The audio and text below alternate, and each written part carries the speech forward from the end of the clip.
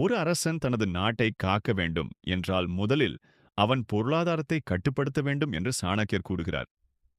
அதேபோல் ஒரு மனிதன் தனது வாழ்க்கையை உயர்த்த வேண்டுமென்றால் அவன் சம்பாதிக்கும் பணத்தை எப்படி செலவு செய்கிறான் என்பதே முக்கியம்.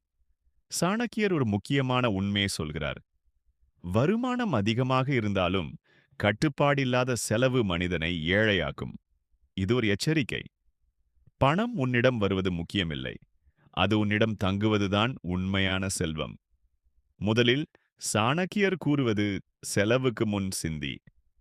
ஒரு புத்திசாலி மனிதன் பணத்தை செலவு செய்வதற்கு முன் அது அவனுக்கு பயன் தருமா என்று யோசிப்பான். பயன் இல்லாத செலவு நம் எதிர்காலத்தை மெதுவாக அழிக்கும் விஷம் போல.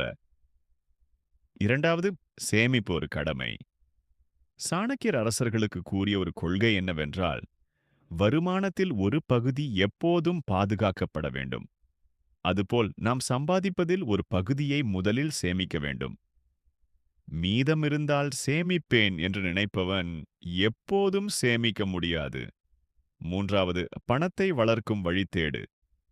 சாணக்கியர் காலத்தில் வணிகம், நிலம், தங்கம் போன்றவை செல்வத்தை வளர்த்தன. இன்று அதே கொள்கை மாறவில்லை.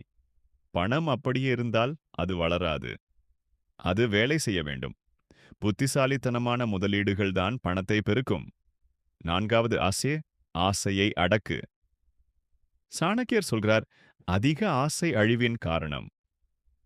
நமக்கு தேவையானதை விட அதிகமாக செலவழிக்க ஆரம்பித்தால் அது நம்மை கடனில் தள்ளும்.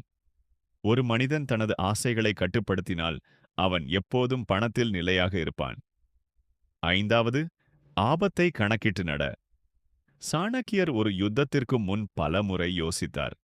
அதுபோல பண விஷயங்களில் நாம் எடுக்கும் முடிவுகளும் சிந்தித்ததாக இருக்க வேண்டும்.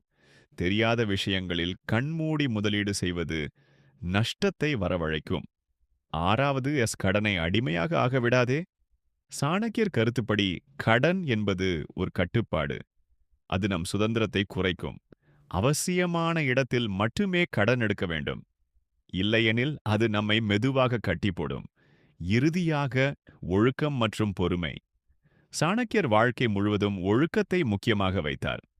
பண விஷயங்களிலும் அதே தேவை. ஒரு நாள் அல்லது ஒரு மாதத்தில் செல்வம் உருவாகாது.